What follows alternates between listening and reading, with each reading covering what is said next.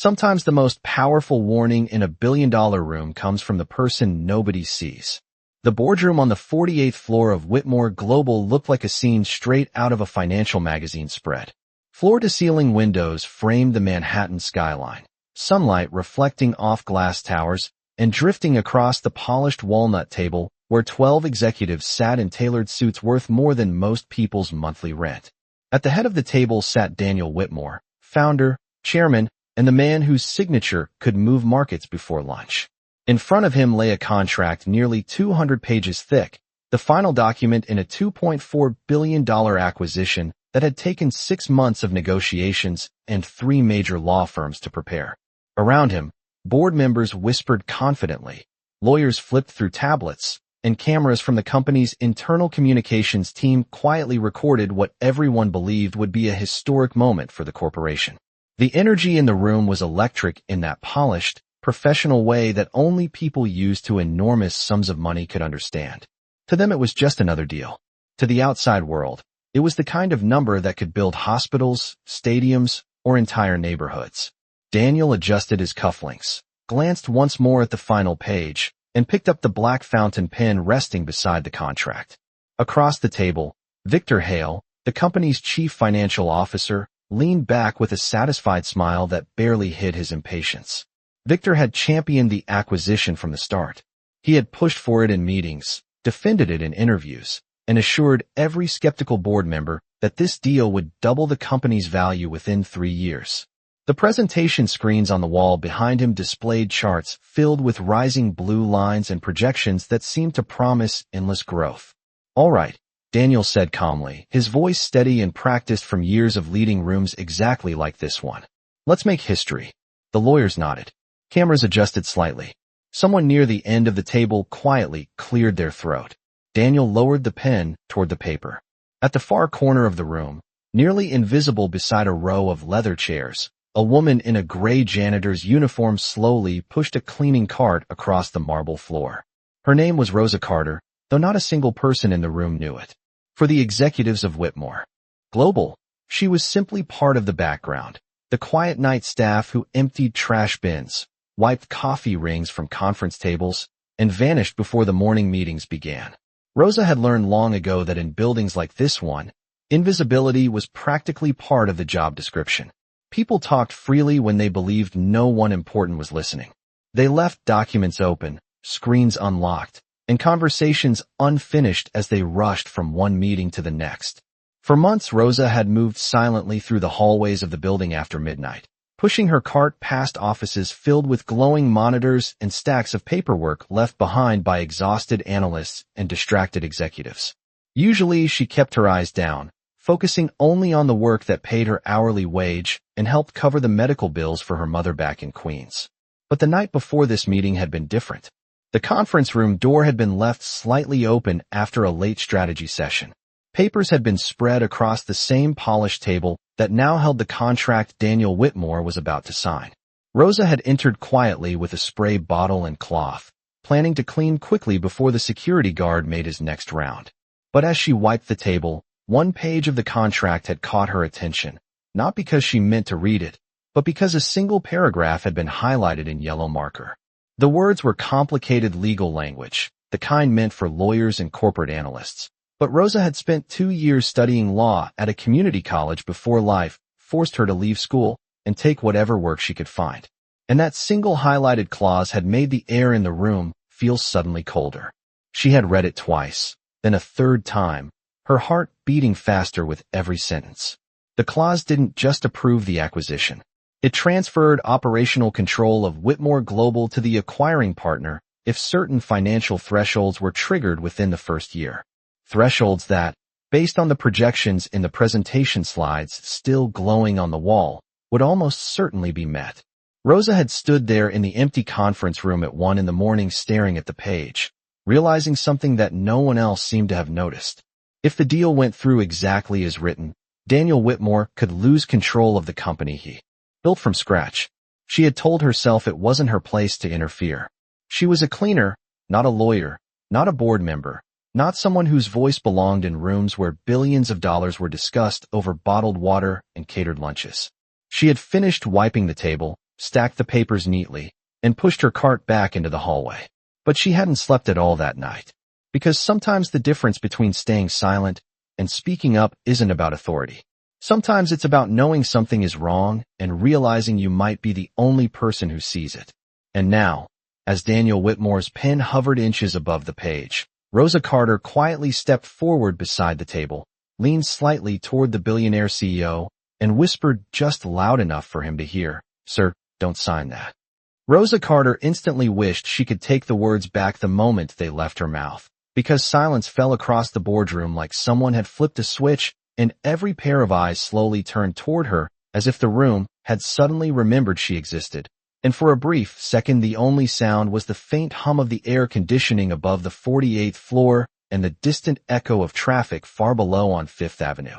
Daniel Whitmore's pen stopped less than an inch above the final signature line, and remained there suspended in midair, while the executives around the table looked first at him, and then at the woman standing beside the cleaning cart, as if trying to understand how a janitor had somehow entered the most important meeting of the quarter. Victor Hale was the first to react, leaning forward in his chair with a sharp laugh that carried across the room. "Excuse me," he said with a tone of disbelief that made several people shift uncomfortably in their seats. "Did the cleaning staff just interrupt a board meeting?" A few nervous chuckles followed, the kind people give when they assume the moment will pass quickly and normal order will be restored. One of the attorneys quietly closed the folder in front of him, as if the interruption had already wasted too much valuable time. Rosa felt the heat rush into her face, and for a moment her instinct told her to apologize and step back into the hallway before security arrived. She had spent years learning how to disappear in buildings like this one, how to move quietly through hallways where people in expensive suits spoke about markets and mergers as if the numbers on their screens were pieces in a game. She knew she did not belong in rooms like this. But she also knew exactly what was written on page 47 of the contract resting beneath Daniel Whitmore's hand. Victor Hale turned slightly toward the head of the table, still smiling as though the interruption had been a small joke during an otherwise perfect morning. "Daniel, I can have facilities handle this immediately," he said. "We have a schedule to keep." Two men from building security standing near the door exchanged a glance and began walking slowly toward Rosa's cart. The quiet movement made her grip the handle tighter. Her heart was pounding so loudly she was certain the entire room could hear it. Daniel Whitmore, however, had not laughed. He was still looking at the woman beside the table with a calm expression that revealed very little. The pen remained poised above the paper as if time itself had paused to wait for his decision. "What did you say?" he asked finally, his voice quiet but clear enough that every conversation in the room stopped instantly. Rosa swallowed hard. For a moment, the enormous conference table and the dozen executives seated around it felt like a wall closing in around her. But if she left now, the signature would happen seconds later, and everything she had read the night before would still be true. She took a breath. "I said please do not sign that," she repeated softly. The security guard stopped walking but did not leave. Victor Hale leaned back in his chair with exaggerated patience, the smile fading into something colder. "This is ridiculous," he said, glancing toward the rest of the board as if inviting them to share his frustration. "She is a janitor. She has no idea what she is talking about." One of the board members nodded slightly, another shifted in his seat and checked the time on his watch. From their perspective, the situation was simple. A cleaning employee had wandered into a meeting that did not concern her. The solution was equally simple. Remove her and continue the signing. Daniel Whitmore, however, still had not moved the pen. His attention remained on Rosa Carter. "Why should I not sign it?" he asked. The question sent a ripple through the room. Victor's eyes narrowed slightly as he turned back toward the contract on the table. Rosa felt every gaze on her again, heavier this time, because now the most powerful man in the room was waiting for her answer. She knew if she hesitated too long someone would step in and end the conversation. The words came out before fear could stop them. "Page 47, she said quietly. Several people frowned.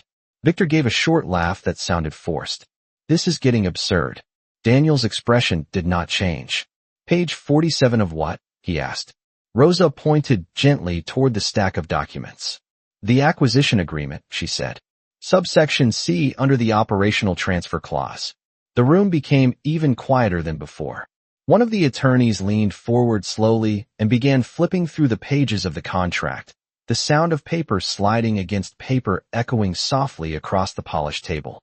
Victor Hale straightened in his chair. "Daniel, this is unnecessary," he said quickly. "The legal teams have reviewed every line." But the attorney had already reached the page Rosa mentioned.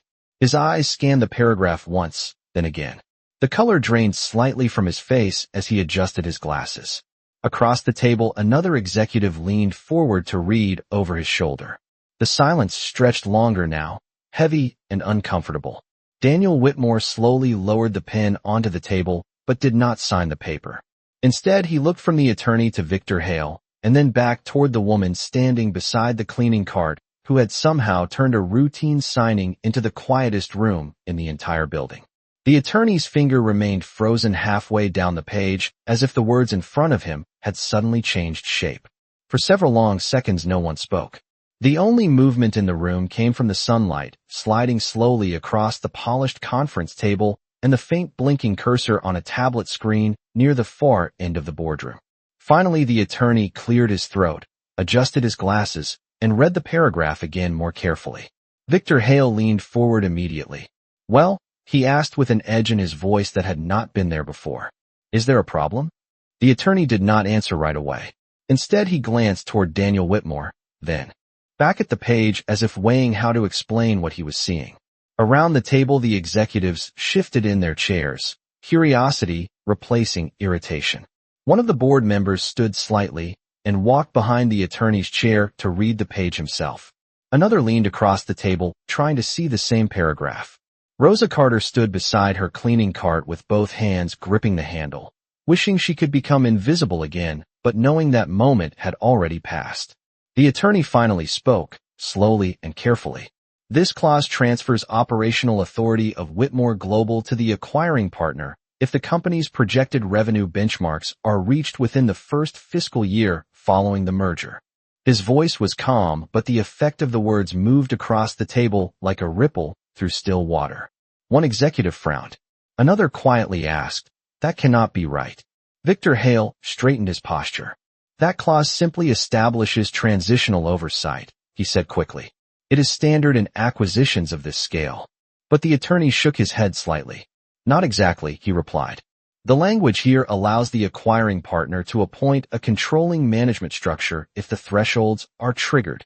A different lawyer seated across the table leaned closer to read the paragraph himself.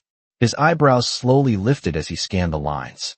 "Daniel," he said cautiously, "the projections we presented earlier this morning indicate those thresholds would likely be met within 12 months. Victor Hale's jaw tightened. "The projections represent growth," he insisted. "Growth is the entire purpose of this acquisition." Daniel Whitmore still had not spoken. He sat with both hands resting calmly on the table, looking down at the page that had just been opened. The black fountain pen lay beside the contract where he had placed it moments earlier. Slowly he reached forward and turned the document so he could read the paragraph himself. The room watched in silence as his eyes moved line by line across the page. Victor Hale spoke again, this time with forced patience. "Daniel, with respect, this is a misinterpretation. Our legal teams have reviewed the entire agreement. We have spent months negotiating every detail." Daniel finished reading the paragraph before looking up. His expression remained composed, but the room could feel the shift in the atmosphere. "Why was this clause highlighted?" he asked quietly. The question hung in the air. Victor glanced briefly toward the attorney who had first opened the page, then back toward Daniel. "I am sure that was simply part of a drafting review," he said. "It does not change the structure of the agreement." But another board member was already reading the document more closely. "This is not oversight," he said slowly. "This is control." A second executive nodded. "If those benchmarks are triggered, the partner company could effectively run Whitmore Global." The realization settled over the room piece by piece as each person began to understand the implications. For months, the acquisition had been presented as an expansion that would strengthen Whitmore Global's position in the market. But the clause suggested something very different. Daniel Whitmore leaned back slightly in his chair, folding his hands together as he studied the faces around the table. Finally, his gaze moved toward the far corner of the room where Rosa Carter still stood beside the cleaning cart. The board members followed his line of sight, as if only now remembering the person who had pointed them toward the page in the first place. Victor Hale's voice cut through the quiet again. "Daniel, we should proceed with the signing," he said firmly. "We cannot allow a misunderstanding to delay a $2.4 billion agreement." But Daniel did not reach for the pen. Instead, he looked directly at Rosa. "How did you know about this clause?" he asked. The question sent another wave of surprise through the room. Several executives turned their heads toward her again, studying the woman in the gray uniform as if seeing her clearly for the first time. Rosa felt every eye on her. She had not planned for this moment. She had only planned to warn him before the signature happened. But now the entire boardroom was waiting for her answer. She took a steady breath. "I was cleaning this room last night," she said quietly. The documents were left on the table. Victor Hale immediately shook his head. "That is exactly why unauthorized personnel should not be near confidential material," he said sharply. But Daniel Whitmore raised one hand slightly, signaling for him to stop speaking. His attention remained on Rosa Carter. "And you read it?" he said. Rosa nodded once. "Yes." The room remained silent again. For the first time that morning, the most powerful executives in Whitmore Global were listening to the cleaning. Lady standing beside the door. The question lingered in the air longer than anyone expected, because it was the kind of question that changed the balance of the entire room. A moment earlier, Rosa Carter had simply been the cleaning lady who interrupted a corporate meeting. Now she was the person who had pointed directly to the line of text that no one else had noticed. Daniel Whitmore continued to watch her quietly, his expression thoughtful rather than angry. Victor Hale shifted in his chair, clearly irritated that the conversation had not ended already. "Daniel, with all due respect, we cannot base a $2.4 billion decision on something a janitor glanced at while wiping a table," Victor said sharply. Several executives nodded slightly, though their confidence was no longer as strong as it had been earlier in the morning. Daniel did not look away from Rosa. "You said you read the clause," he said calmly. "What exactly concerned you?" Rosa felt her throat tighten. She had never spoken in a room like this before, never addressed people who ran a corporation that filled entire skyscrapers. But she remembered the paragraph clearly because she had read it 3 times the night before, each time hoping she had misunderstood it. "It was the operational transfer language," she said quietly. "If the revenue benchmarks are reached, the acquiring company can appoint a controlling management structure. That means the company you built would not really be yours anymore." A murmur spread across the table. The attorneys exchanged another glance, silently confirming that her interpretation was not wrong. Victor Hale leaned forward, forcing a polite smile that did not reach his eyes. "That clause is conditional," he said quickly. "It exists only as a safety mechanism for the partner company." But one of the senior board members shook his head slowly while still reading the document. "The language does not limit that authority," he said. "It grants it." The room fell silent again. Daniel Whitmore tapped the edge of the contract lightly with his finger, as if measuring the weight of the decision that had almost been made. Outside the glass walls of the conference room, the city continued moving as usual, taxis weaving through traffic, office workers crossing the sidewalks far below. But inside the room, the atmosphere had changed completely. A moment ago, the meeting had been about celebration and expansion. Now it was about something else entirely. Daniel finally leaned back in his chair. "Victor," he said evenly, "when was this clause added to the agreement?" Victor hesitated just long enough for the pause to be noticed. "It was part of the final negotiation draft," he replied. "Our legal advisors approved it." One of the attorneys spoke up again, choosing his words carefully. "The clause is technically valid," he said, "but its implications are significant." Victor turned toward him quickly. "You reviewed this document," he said with a tight smile. "You told us it was ready to sign." The attorney remained calm. "I reviewed the document under the assumption that the operational control clause would remain advisory, not binding." Daniel Whitmore's gaze returned to Rosa Carter, who still stood beside the cleaning cart near the end of the table. "Why did you say something?" he asked her quietly. The question caught her off guard. She had expected anger or accusations, not curiosity. For a moment, she looked down at the marble floor, then back at him. "Because it did not seem right," she said. "You built this company. I thought you should know what that paragraph meant before you signed your name." The simplicity of the answer made the room even quieter. Victor Hale let out a short breath of frustration. "Daniel, We are wasting time, he said. Every delay increases the risk that the partner company will reconsider the offer. Daniel did not reach for the pen. Instead, he slowly closed the contract and placed his hand on top of it. Then perhaps we should reconsider it first, he replied. Victor's expression hardened. You are not seriously reconsidering the entire acquisition because of something a cleaning employee noticed, he said. Daniel's voice remained calm but firm. I am reconsidering it because the clause exists, he answered. Another board member nodded slowly, now fully aware that the conversation had shifted from inconvenience to genuine concern. Victor looked around the table as if searching for support, but the confidence that had filled the room earlier was gone. The executives were no longer looking at the charts on the presentation screens. They were looking at the contract. Daniel Whitmore turned his attention once more to Rosa Carter. You said you studied law, he said. Rosa blinked in surprise. Only for a while, she answered softly. Before I had to leave school. Daniel nodded slightly, as if that explained more than the others understood. He then glanced toward the attorneys and the board members around the table. I think we need to review every page again, he said. Victor Hale stared at him, realizing that the deal he had spent months promoting had just been stopped by the quiet voice of the one person no one in the room had thought important enough to notice. For several seconds no one in the room moved because the realization was settling in slowly, like a fog lifting from the skyline outside the glass walls of the boardroom. The acquisition that had seemed certain only minutes earlier now sat closed on the table beneath Daniel Whitmore's hand. The presentation screens still showed rising graphs and confident forecasts, but the mood around the table had shifted completely.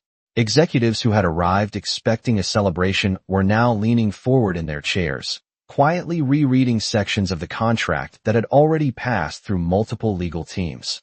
The sound of paper turning filled the silence. Victor Hale looked around the table with a tight expression, clearly struggling to regain control of the conversation. We are losing perspective here, he said, forcing a calm tone into his voice. Every major acquisition includes complex clauses. That does not mean the entire agreement is a trap. One of the senior board members glanced up from the document. It means we should have noticed it, he replied. Another executive nodded slowly. Especially if the clause changes who runs the company. Victor's jaw tightened again. He turned toward Daniel Whitmore. Daniel, we cannot allow this meeting to be derailed because of speculation. The market is already anticipating the announcement. Daniel remained composed, his attention still resting on the closed contract. The market can wait, he said quietly. That answer landed heavily across the room because everyone in the company understood how unusual it was for Daniel Whitmore to delay a deal he had already scheduled for signing. Victor leaned back in his chair, exhaling slowly as if trying to contain his frustration. With respect, Daniel, this acquisition has been reviewed by 3 separate legal teams and approved by every advisor involved. If we begin questioning the agreement now, we risk losing the entire opportunity. Daniel turned his head slightly toward him. Then we risk losing the company if we sign it, he replied. The statement hung in the air long enough for everyone to feel its weight.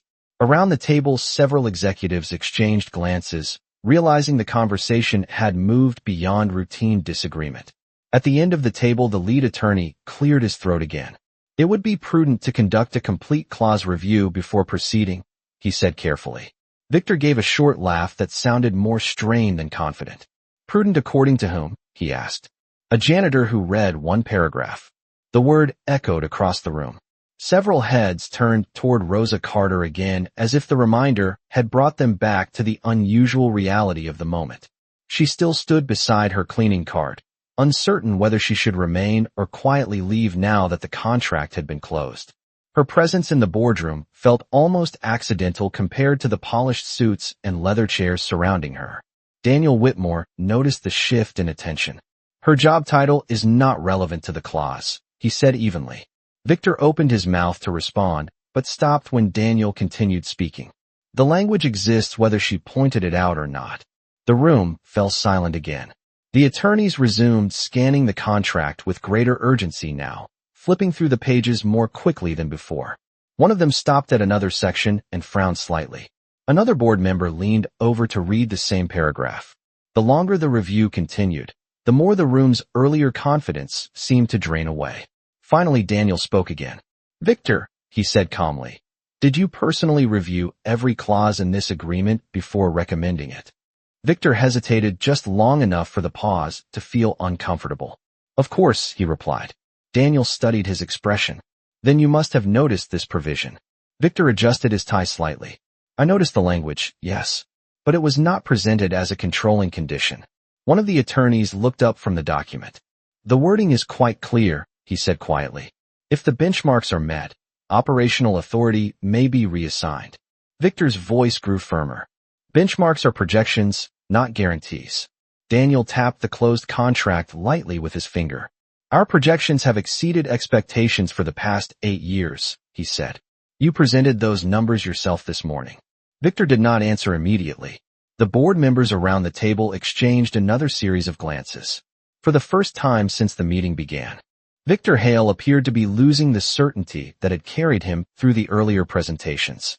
Daniel Whitmore finally stood from his chair. The movement drew every eye in the room. He looked around the table slowly before speaking. "This agreement will not be signed today," he said. The statement settled over the boardroom like a final decision that could not easily be reversed. Victor's chair scraped lightly against the floor as he shifted forward. "Daniel, reconsider this," he said quickly. "If we walk away now, the partner company will question our reliability." Daniel met his gaze calmly. "If we sign without understanding the consequences, reliability will not matter," he replied. Then he turned toward the far end of the room, where Rosa Carter still stood quietly beside the cleaning cart. For a brief moment, the billionaire who ran one of the largest companies in the city and the woman who cleaned its floors looked at each other across the polished table. And every executive in the room understood that the most important decision of the morning had been changed by the one person they had almost ignored. The room remained standing in quiet tension after Daniel Whitmore's decision, as if no one quite believed the meeting had truly been stopped. Outside the glass walls, the Manhattan skyline shimmered in the late morning light, but inside the boardroom the mood had shifted from confidence to careful calculation. Executives who had arrived expecting to celebrate a massive acquisition now sat with contracts open in front of them, scanning lines they had trusted only an hour earlier. Victor Hale slowly stood from his chair, smoothing the sleeve of his tailored jacket as he tried to regain the authority he had carried into the meeting. "Daniel," he said in a controlled voice, "we can postpone the signing for a few hours if that helps everyone feel comfortable, but halting the entire agreement will send a dangerous message to our partners." Daniel Whitmore walked slowly around the end of the long table, his steps calm and deliberate. "The dangerous message," he replied evenly, "would be signing something we have not fully examined." Several board members nodded slightly, their earlier certainty replaced by caution. The lead attorney continued reviewing the document with growing focus, turning pages more quickly now, as if every line deserved a second look. Victor watched the reaction around the table and realized the room was no longer following his lead.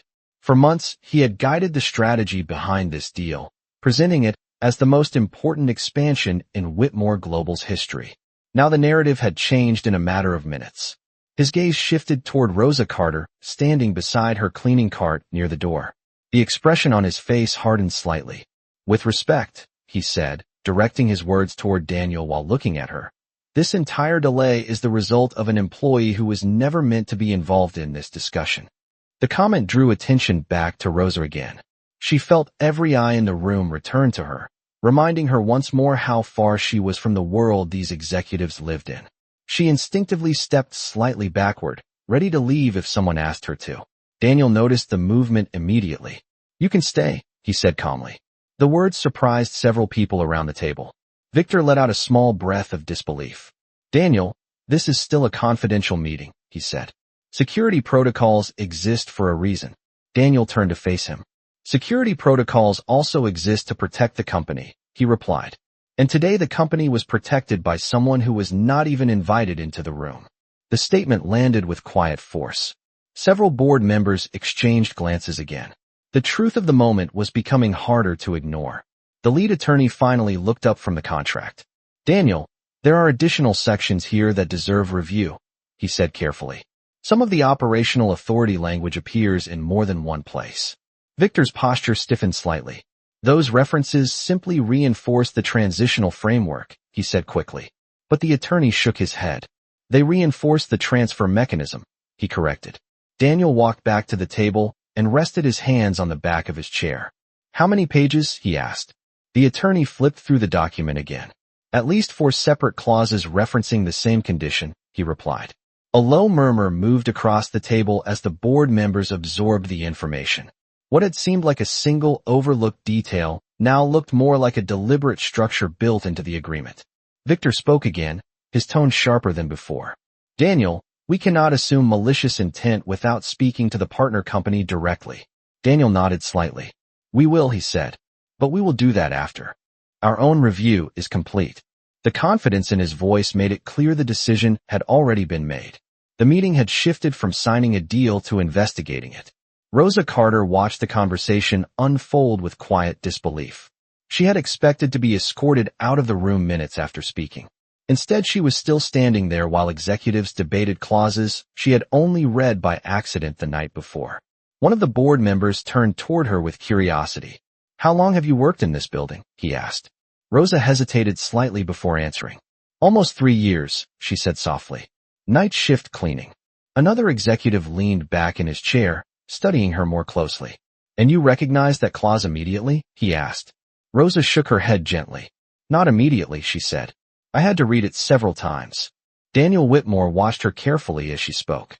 There was no arrogance in her answer, only honesty. Finally, he nodded once and turned back toward the table. All right, he said. This meeting is now a contract review. Victor exhaled slowly as if the decision had closed the final door on the plan he had spent months preparing. Around the room, the attorneys began organizing the documents again, this time with far more caution than before. The massive deal that had seemed inevitable that morning was now paused under the quiet authority of the man who refused to sign a page he no longer trusted. And the only reason the page had been questioned at all was because a cleaning lady had chosen not to stay silent. The contract review stretched into the late morning as the quiet confidence that had filled the boardroom earlier slowly dissolved into something much more cautious. Attorneys leaned over printed pages, marking sections with pens and small adhesive notes, while board members read silently with expressions that grew more serious with every new clause discovered. The massive deal that had seemed inevitable only an hour earlier was now being examined line by line under the bright light pouring through the windows of the 48th floor. Daniel Whitmore stood near the head of the table watching the process carefully, his posture calm but attentive, the way someone watches a storm approach after noticing the first dark cloud on the horizon. Victor Hale remained seated, but his patience was wearing thin. He tapped his fingers lightly on the polished wood surface as if each passing minute was a personal inconvenience. Daniel, this level of scrutiny is unnecessary, he said finally, his voice tight with frustration. Every agreement contains complex language. That is why we hire experienced legal teams. The lead attorney looked up briefly from the pages in front of him. And sometimes complex language is exactly where problems hide, he replied. Victor did not respond, but the tension in his expression made it clear he did not appreciate the comment. Around the table, the board members continued reviewing sections of the agreement that had previously been accepted without question. One of them leaned back slowly in his chair after reading a paragraph near the middle of the document. This section refers to a supervisory committee formed by the acquiring partner, he said thoughtfully. Another executive nodded while scanning the same paragraph. And the committee would have oversight authority during the first year after the merger. The attorney across from them flipped 2 pages forward, which connects directly to the operational control clause we discussed earlier, he said. Victor leaned forward immediately. Oversight does not mean ownership, he insisted. But Daniel Whitmore raised one hand gently before the conversation could turn into another argument. Let them finish reading, he said calmly. The room returned to quiet again except for the sound of pages turning. Rosa Carter stood near the door beside her cleaning cart, still unsure whether she should leave or remain where she was. No one had asked her to go, yet she felt as though she was standing inside a world that did not belong to her. The executives wore suits that probably cost more than her entire yearly rent. The long conference table gleamed under the ceiling lights, surrounded by leather chairs that looked like they belonged in a museum rather than an office building. She had spent 3 years cleaning rooms like this one after midnight when the lights were dim and the conversations had already ended. She had never imagined standing in the middle of a meeting that could reshape the company whose floors she mopped every night. One of the younger attorneys finally spoke again after studying another section of the contract. "Daniel, there is a secondary provision here," he said carefully. "If the supervisory committee determines that revenue targets are met earlier than projected, the partner company could accelerate the transfer of management authority." The room grew even quieter.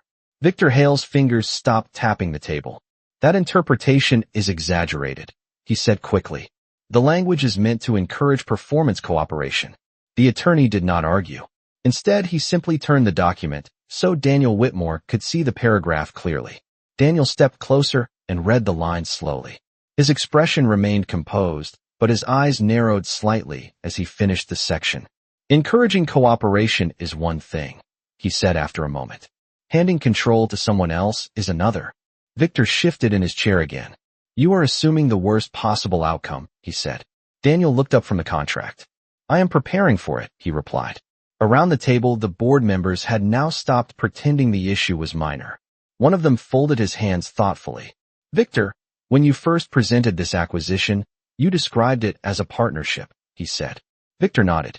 "That is exactly what it is." The board member glanced at the pages in front of him. "These clauses read more like a transition plan," he said. "A transition away from us." The statement hung heavily in the room. Victor's confident tone was beginning to fade under the weight of the document itself. Daniel Whitmore closed the contract again slowly. The sound of the thick pages settling together echoed across the table. He looked around at the executives and attorneys who had spent the last hour examining what had almost been signed without question. Then his gaze moved once more toward Rosa Carter, standing quietly near the door. For a brief moment the room followed his attention again, remembering how this entire review had begun. If she had not spoken, the signature would already be on the final page, and the transfer mechanism buried deep within the contract would now be quietly waiting for the right moment to activate. Daniel rested his hand on the closed document and spoke calmly. "Continue the review," he said to the attorneys. "I want every clause examined before we discuss the next step." Victor Hale leaned back slowly in his chair, realizing the meeting had moved far beyond his control. The deal he had spent months promoting was now under a microscope, and the quiet voice of a cleaning lady had started a chain of questions that no one in the room could ignore. The review continued. With a growing sense that the agreement contained far more than anyone had expected, and the quiet confidence that once filled the boardroom had now been replaced with something much heavier, something closer to suspicion. Sunlight had shifted across the long table as the late morning hours passed, and the skyline beyond the glass walls seemed almost distant compared to the tension inside the room. The attorneys were no longer casually flipping pages. They were studying every paragraph with the careful focus usually reserved for courtroom arguments. Each time another clause was read aloud, the executives around the table grew quieter. Daniel Whitmore remained standing near the head of the table with one hand resting lightly against the polished wood, listening carefully as each new detail surfaced. Victor Hale sat rigidly in his chair, his earlier confidence fading as the review continued. Finally, one of the attorneys spoke again. "Daniel, there is a sequence built into the agreement," he said, pointing to several marked sections. "The operational transfer clause is only the final step. The earlier provisions prepare the structure that allows it to happen." Daniel leaned forward slightly. "Explain," he said calmly. The attorney turned a few pages back. "First, the supervisory committee takes advisory authority after the merger. Second, the revenue benchmarks activate the oversight expansion. Third, the oversight expansion allows the partner company to restructure executive management. Once that restructuring is in place, the operational transfer clause completes the process." The room fell silent again as the explanation settled across the table. One of the board members slowly removed his glasses and rubbed the bridge of his nose. "So the entire structure leads to the same result," he said quietly. "Control moves away from Whitmore Global." The attorney nodded once. Victor Hale immediately leaned forward. "That is an extreme interpretation," he said sharply. "These provisions are standard safeguards in international acquisitions." Daniel did not react immediately. Instead, he reached for the contract and opened it again, flipping carefully through the pages until he reached the sections the attorney had referenced. His eyes moved steadily across the language. After a long moment, he looked back up. If the benchmarks are reached, he said slowly, the partner company could legally appoint new executive leadership. Another attorney answered quietly, yes. Daniel turned one more page. And if new leadership is appointed, they could then exercise the operational authority described here. The attorney nodded again. That is correct. A quiet murmur moved across the room. The realization now felt undeniable. The acquisition that had been presented as a partnership had the potential to transform into something else entirely within a year. Victor Hale's voice returned, sharper now.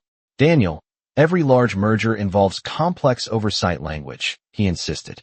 You cannot assume the partner company would actually use those provisions. Daniel closed the contract once more and rested his hand on top of it. I do not assume, he replied calmly. I prepare for possibilities. His gaze moved slowly across the table, meeting the eyes of each board member in turn. Our responsibility is not to trust intentions, he continued. Our responsibility is to understand consequences. Several executives nodded quietly. The confidence that Victor had relied on earlier was now replaced with careful concern from the board itself. One of them leaned forward thoughtfully.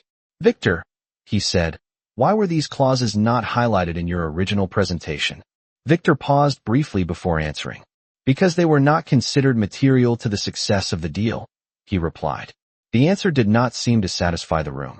Daniel Whitmore looked down at the contract again, his expression calm but thoughtful.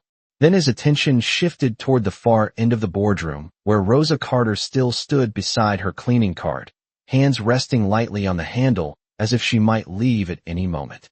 The executives followed his glance once again, reminded that this entire chain of questions had begun with the quiet warning of someone who was never meant to be part of the meeting. Daniel spoke again, his voice steady. If she had not read this paragraph last night, we would have signed this agreement already. No one argued with that statement. The truth of it sat heavily in the room. Victor Hale finally leaned back in his chair with a tight expression, realizing that the momentum of the meeting had moved entirely away from him. The attorneys continued marking sections of the document, their notes spreading across the pages like small warning signs. Daniel Whitmore closed the contract once more and looked around the room. We are not signing anything today, he said quietly. Not until we understand every line in this document. The board members nodded in agreement. What had begun as a celebration had turned into a careful investigation, and the most powerful executives in the company now knew that the entire direction of their corporation had almost been decided without anyone fully understanding the path it would take.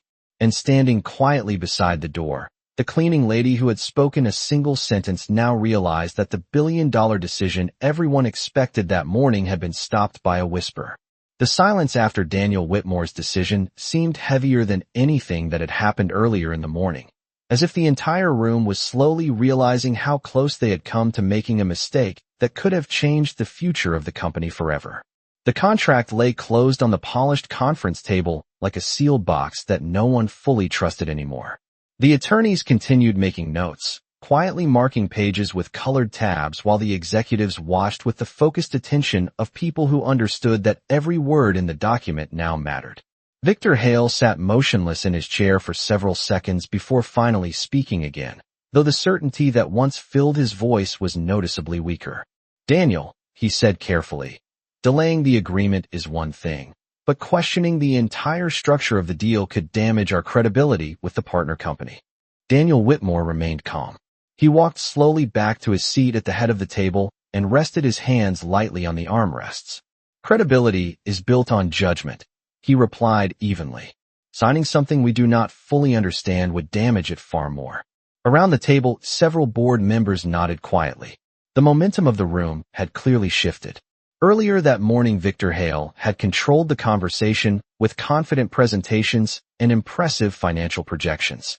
Now the authority in the room rested firmly with Daniel Whitmore and the legal team examining the contract line by line.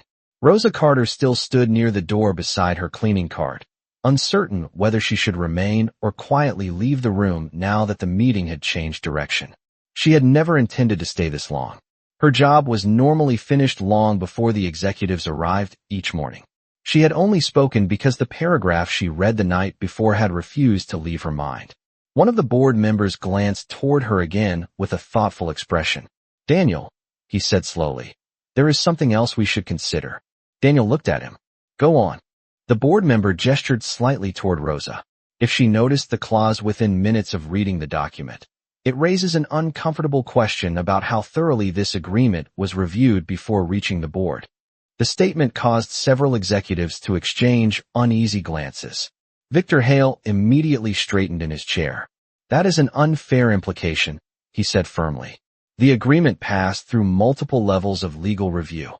The lead attorney spoke quietly without looking up from the document. "Legal review depends on the scope of the instructions given to the attorneys," he said. Victor looked toward him sharply. "Are you suggesting the legal teams failed to do their jobs?" The attorney finally raised his eyes. "I am suggesting the clause was not presented as a controlling condition during the initial briefing," he replied calmly. Daniel Whitmore watched the exchange carefully. Then his attention shifted once more toward Rosa Carter. "You said you studied law for a while," he said to her. Rosa nodded slightly, surprised that he remembered. "Yes, sir," she said softly. "Only community college courses." "How many years?" Daniel asked. "2," she answered. One of the board members leaned forward with interest. "Why did you stop?" Rosa hesitated for a moment before answering honestly. "My mother became ill," she said quietly. "Someone had to work." The room fell silent again, but this time the silence carried a different tone. The executives who had dismissed her earlier were now looking at her with something closer to curiosity than irritation. Daniel Whitmore nodded slowly, absorbing the simple explanation. "And you recognize the clause because of those classes," he said. Rosa shook her head gently. "Because I read it carefully," she replied. The answer caused a faint shift of expressions around the table. It was not arrogance. It was simply the truth. Daniel leaned back slightly in his chair and folded his hands. "Careful reading," he said thoughtfully, "is something every person in this room should have done before today." Victor Hale looked away for a moment, clearly aware that the statement applied directly to him. The lead attorney closed another section of the document and placed a marker on the page. "Daniel," he said, "the more we examine this agreement, the more it appears the operational transfer provisions were designed to activate quietly after the merger." One of the board members spoke under his breath. "Which means we were expected to notice too late." Daniel Whitmore did not respond immediately. Instead, he looked once more toward Rosa Carter, standing quietly beside the door. A cleaning lady who had read a contract more carefully than an entire boardroom of executives. Then he turned his attention back to the table and spoke calmly. "This agreement is suspended indefinitely until we understand exactly how it was structured and why." Victor Hale inhaled slowly as if preparing to argue again, but the expressions around the table made it clear that the room had already accepted Daniel's decision. The billion-dollar deal that had seemed inevitable that morning was now frozen under scrutiny, and the person responsible for stopping it was still standing quietly beside a cleaning cart, wondering how a single sentence had placed her in the middle of the most important decision the company had faced in years. The tension inside the boardroom had shifted into something quieter but far more serious as the implications of the contract continued to unfold. The skyline beyond the glass walls looked calm and distant, but inside the room, every person understood that the decision made within the last hour had likely prevented a mistake that could have changed the entire direction of Whitmore Global. The thick acquisition document now sat covered with colored tabs and handwritten notes from the attorneys who had been reviewing it page by page. Daniel Whitmore remained seated at the head of the table, watching the process with the composed patience of someone who understood that the most important decisions often came after the excitement faded and careful thinking began. Victor Hale sat several seats down the table, his posture stiff as he observed the growing pile of legal notes surrounding the contract. For months, he had described the acquisition as the opportunity that would define the next decade of growth for the company. Now the same agreement was being dissected like a puzzle no one fully trusted.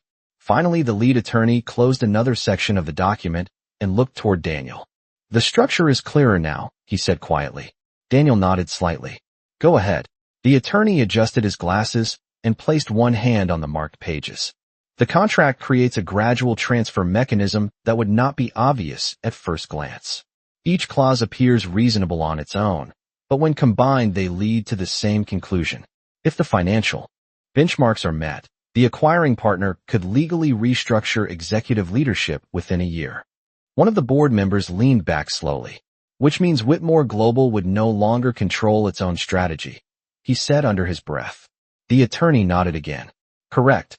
Victor Hale spoke immediately, though his voice no longer carried the same authority it had earlier that morning. That assumes the partner company intends to use those provisions, he said. Daniel Whitmore looked calmly at the contract resting on the table. The purpose of a contract, he replied evenly, is to prepare for what people might do, not what we hope they will do. The quiet clarity of the statement settled across the room. Several executives exchanged thoughtful glances. The optimism that had filled the meeting earlier had been replaced by something more cautious and realistic. One of the board members folded his hands together. Daniel, we should also consider how this agreement reached the board without these concerns being fully explained, he said. Victor Hale turned toward him sharply. The agreement followed the same approval process as every other major acquisition, he replied. The lead attorney spoke again before the conversation could escalate. The approval process depends heavily on the summaries presented during negotiations, he said carefully. If certain provisions are described as routine, they may not receive the same level of scrutiny. Victor shifted in his chair, but did not immediately answer. Daniel Whitmore watched him quietly for a moment before speaking again. Victor, he said calmly, how long have you been working on this acquisition? Victor inhaled slowly. Almost 6 months. And during those 6 months, Daniel continued, did anyone from the partner company discuss these operational provisions directly with you? Victor hesitated just long enough for the pause to be noticeable. They described them as transitional oversight, he replied.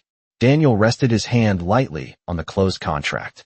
Oversight that could become control, he said. The words were not spoken with anger, but they carried enough weight that no one in the room attempted to challenge them. At the far side of the boardroom, Rosa Carter remained beside her cleaning cart, listening quietly while the executives continued their discussion. She had never expected to stay in the room this long. Her shift normally ended long before sunrise, and the rest of her day was usually spent helping her mother at home before returning to work that evening. Yet somehow she had become the reason the entire board was now reviewing a deal worth billions of dollars. One of the younger board members looked toward her again, curiosity still visible in his expression. Daniel, he said thoughtfully, there is something remarkable about the fact that the person who noticed the problem was not part of the negotiation team. Daniel followed his gaze briefly before answering.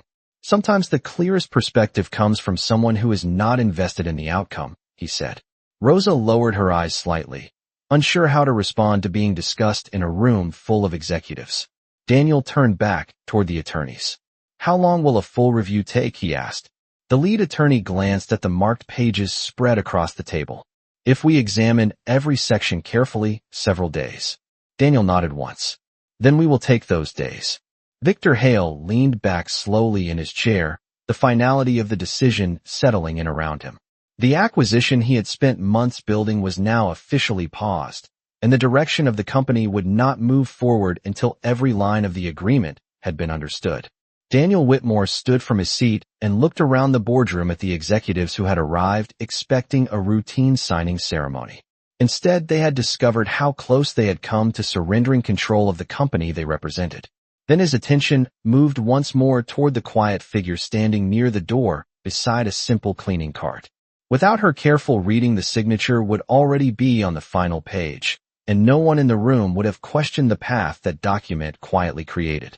The boardroom had grown quieter as the late morning sun shifted across the floor-to-ceiling windows, and the long polished table that once reflected confident smiles now reflected something much more serious. The contract that had almost been signed rested beneath a small mountain of colored tabs, legal notes, and careful markings. What had begun as a routine signing had turned into a deep investigation of language that could have changed the future of Whitmore Global without anyone fully realizing it. Daniel Whitmore stood near the window for a moment, looking out over the city that had watched his company grow from a small startup office to one of the most respected corporations in Manhattan. When he turned back toward the table, the room grew quiet again. The attorneys had finished another round of review and several board members were leaning forward with the kind of focused attention that only appears when people understand how close they have come to making a mistake. The lead attorney closed the contract carefully and spoke with a measured tone. Daniel, the structure is now completely clear. If the agreement had been signed this morning, the partner company would have had the legal framework to assume executive authority once the financial benchmarks were met. Based on Whitmore Global's current performance, that could have happened within 12 months. The statement settled across the table like a final confirmation of what everyone now suspected. One of the senior board members exhaled slowly and leaned back in his chair. In other words, he said quietly, we would have signed away control of the company without realizing it. The attorney nodded once. Victor Hale sat silently for several seconds before finally speaking again, though his voice no longer carried the strong certainty it had earlier that morning. That outcome assumes the partner company would act aggressively, he said. Daniel Whitmore met his gaze calmly. Contracts exist for the day when people decide to act aggressively, he replied. The clarity of the answer left little room for argument. Around the table, several executives nodded quietly, accepting the reality that the deal had been structured in a way that placed Whitmore Global at risk. Daniel walked back toward the head of the table and rested his hands lightly against the polished surface. This agreement will not move forward in its current form, he said. The words were calm, but they carried the authority of a final decision. Victor Hale lowered his eyes briefly, understanding that months of negotiations had just collapsed in a matter of hours. The board members began discussing the next steps in low voices, while the attorneys gathered their notes and marked pages that would require further analysis. In the corner of the room, Rosa Carter remained beside her cleaning cart, still unsure whether she should quietly slip out now that the meeting had reached its conclusion. She had never expected to stand in a boardroom listening to executives debate billion-dollar contracts. Her entire intention had been to warn someone before the signature happened. She never imagined the warning would change the direction of the entire meeting. Daniel Whitmore noticed her hesitation and turned toward her. The movement caused several people around the table to look in the same direction again. For the third time that morning, the quiet woman in the gray cleaning uniform had become the focus of the room. Daniel spoke gently but clearly. Ms. Carter. Rosa looked up immediately, surprised to hear her name spoken in a room where she assumed no one even knew it. Yes, sir, she answered softly. Daniel studied her for a moment, not with suspicion but with thoughtful curiosity. You said you studied law for 2 years, he said. Rosa nodded slightly. Yes, sir. Community college. One of the board members leaned forward with interest. And you left school because of your mother's illness, he said. Rosa nodded again. Someone had to work. The room grew quiet once more, though the tone had changed from earlier skepticism to something closer to respect. Daniel Whitmore rested his hand on the closed contract and spoke slowly. This morning you prevented a decision that could have placed this entire company in someone else's hands, he said. Rosa shook her head slightly. I only said what I saw in the document, she replied quietly. Daniel allowed a faint smile to appear. Most people in this room saw the document, he said. You were the only one who questioned it. The board members exchanged thoughtful looks as the meaning of his words settled in. For the first time that morning, Rosa Carter no longer looked like someone who had accidentally stepped into the wrong room. She looked like someone whose careful attention had changed the outcome of a billion-dollar decision. Daniel glanced toward the attorneys one last time before turning back toward her. I think there is more to your story than cleaning offices at night, he said thoughtfully. The quiet statement hung in the air, and for the first time Rosa Carter realized that the conversation in the boardroom might not be finished yet. For a long moment after Daniel Whitmore spoke, the room remained completely still, as if everyone present understood that the direction of the conversation had shifted again. What had started as a corporate review of a billion-dollar contract was now becoming something much more personal. Rosa Carter stood quietly beside the cleaning cart near the door, unsure how to respond to the attention now focused on her. She had spent 3 years moving through the offices of Whitmore Global without anyone noticing her name, and suddenly the entire boardroom was listening to every word she said. Daniel Whitmore walked slowly around the table until he stood a few steps closer to her. His expression was thoughtful rather than intimidating, the calm look of someone who had spent years reading people just as carefully as he read financial reports. You said you studied law for 2 years, he repeated. Rosa nodded slightly. Yes, sir. And during those 2 years, Daniel continued, you learned how to read contracts carefully enough to notice something a room full of executives missed. Rosa hesitated before answering. I only noticed because the clause was highlighted, she said softly. One of the attorneys at the table gave a faint smile. Highlighted clauses are usually meant to draw attention, he said. But they only help if someone actually reads them. The comment caused a few quiet laughs around the table, though the humor carried a tone of humility rather than arrogance. Daniel Whitmore glanced briefly toward the attorneys and then back at Rosa. Tell me something honestly, he said. When you read that clause last night, what made you decide to say something today? Rosa lowered her eyes for a moment before answering. At first I thought it was not my place, she admitted. I told myself the lawyers must have already reviewed it. The board members listened carefully as she spoke. But the more I thought about it, she continued, the more it felt wrong to stay silent. If the document meant what I believed it meant, then someone should say something before the signature happened. Daniel nodded slowly, as if the reasoning made perfect sense to him. So you took the risk, he said. Rosa gave a small shrug. I only said one sentence. One of the board members leaned forward slightly with curiosity. That sentence may have protected this company, he said quietly. The room grew silent again, but the silence now carried a sense of respect that had not existed earlier that morning. Daniel Whitmore looked around the table at the executives and attorneys who had spent the last several hours analyzing the contract. Let me ask a simple question, he said. How many people in this room read the entire agreement personally before arriving today? A few hands shifted slightly, but none were raised with complete confidence. The honesty of the moment made the room feel even quieter. Daniel nodded once. That is what I thought. He then turned back toward Rosa Carter. You read a section carefully enough to recognize its consequences, he said. That kind of attention to detail is rare. Rosa did not know how to respond to the compliment, so she simply looked down at the floor again. Daniel walked back toward the head of the table and rested one hand lightly on the back of his chair.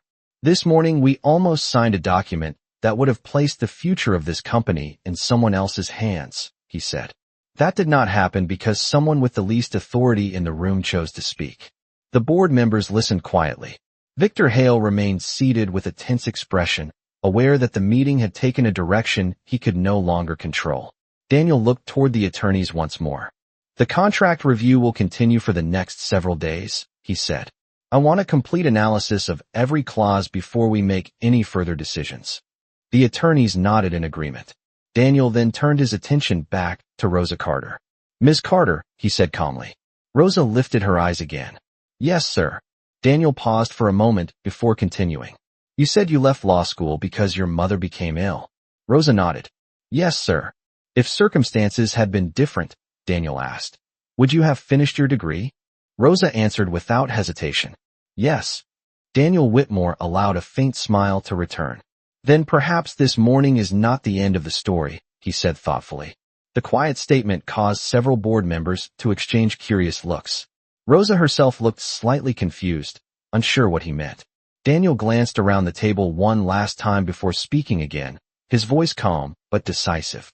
Because when someone demonstrates that level of judgment and integrity, it deserves more than a thank you.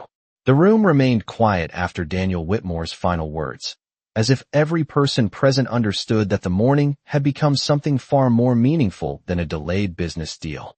The sunlight pouring through the glass walls had shifted toward early afternoon, casting long reflections across the polished conference table where the unopened contract now rested like a reminder of how close the company had come to making a decision it could not undo. Daniel Whitmore walked slowly back toward the head of the table, but instead of sitting down, he remained standing with one hand resting lightly against the chair. The executives watched him with the careful attention that came naturally whenever he spoke. For years they had trusted his judgment to guide the company through complicated markets and difficult negotiations. Today that same judgment had led him to pause when others would have signed. He looked across the room once more, meeting the eyes of the board members and attorneys who had spent the last several hours examining every line of the contract. This morning, he said calmly, we almost made a decision based on assumptions rather than understanding. No one disagreed. The silence that followed carried the quiet agreement of people who knew he was right. Daniel then turned his attention toward the far side of the room, where Rosa Carter still stood beside the cleaning cart that had brought her into the meeting by accident. Her hands rested lightly on the handle, as if she were still deciding whether she should quietly slip out before anyone asked her to stay longer. Instead, Daniel addressed her again. "Ms. Carter," he said gently. Rosa looked up. "Yes, sir." Daniel paused for a moment, as if choosing his words carefully. "You said earlier that you left law school because your mother became ill." Rosa nodded slightly. "Yes, sir. And if that had not happened," Daniel continued, "you would have finished your degree." Rosa answered without hesitation. "Yes." The executives around the table watched with growing curiosity as the conversation unfolded. Daniel Whitmore rarely spoke about personal matters during board meetings. His focus was almost always on strategy, leadership, and long-term growth. But today the meeting had already become something unusual. Daniel folded his hands lightly in front of him. "Whitmore Global invests heavily in talent," he said calmly. "Usually that talent arrives through formal recruitment programs or law firms we work with." He paused briefly and then allowed a faint smile to appear. "Sometimes, however, talent walks into the room pushing a cleaning cart." A few quiet smiles appeared around the table as the meaning of his words settled in. Rosa looked slightly embarrassed by the attention, but she remained silent. Daniel continued. "This morning you demonstrated something that cannot be taught in business, school or law school," he said. "You demonstrated integrity." The words seemed to echo softly in the room. Daniel gestured toward the contract on the table. "You had nothing to gain by speaking," he said. "In fact, you probably believed it might cost you your job." Rosa lowered her eyes slightly, but did not deny it. Daniel nodded, as if that confirmed what he had already guessed. "And yet you spoke anyway," he said. One of the board members leaned forward with interest, clearly understanding where the conversation was heading. Daniel looked once more toward the attorneys who had reviewed the agreement. "Because of that decision, this company still controls its own future today," he said. The statement carried quiet weight. The attorneys nodded respectfully. Even Victor Hale, who had remained mostly silent during the last part of the meeting, seemed to understand the truth behind the words. Daniel Whitmore then took a slow breath before delivering the final part of his decision. "Ms. Carter," he said, "Whitmore Global offers scholarships and development programs for employees who demonstrate exceptional ability and judgment." Rosa looked up again, unsure what he meant. Daniel spoke clearly so that everyone in the room could hear him. "If you are willing," he said, "the company would like to support you in returning to law school and completing the degree you had to leave behind." The words seemed to surprise the entire room, but no one interrupted. Rosa blinked in disbelief. "Sir, she began softly, but she did not finish the sentence because she had not expected anything like this. Daniel raised one hand gently to reassure her. "It would not be charity," he said. "It would be an investment." The board members exchanged approving glances. Daniel continued speaking calmly. "And when you finish that degree, Whitmore Global would welcome the opportunity to offer you a position here as part of our legal team." The quiet announcement carried more meaning than any formal applause could have expressed. Rosa Carter stood motionless for a moment, still trying to understand what had just happened. Only a few hours earlier she had entered the room to wipe down a conference table. Now she was being offered the chance to finish the career she had once believed was permanently out of reach. Daniel Whitmore finally allowed himself a small smile as he looked around the boardroom one last time. "Sometimes the most important voice in a room," he said calmly, "is the one that almost stayed silent." And on the 48th floor overlooking the city, every person present understood that the future of Whitmore Global had been protected by a single quiet decision to speak.